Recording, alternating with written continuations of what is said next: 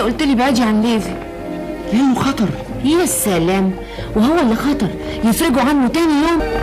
لاول واخر مره هقول لك على سر عشان تعرفي ان انا خايف عليكي فعلا. قول يا حبيبي.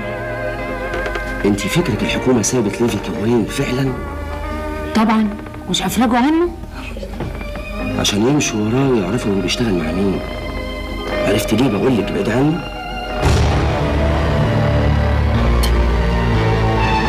عرفت.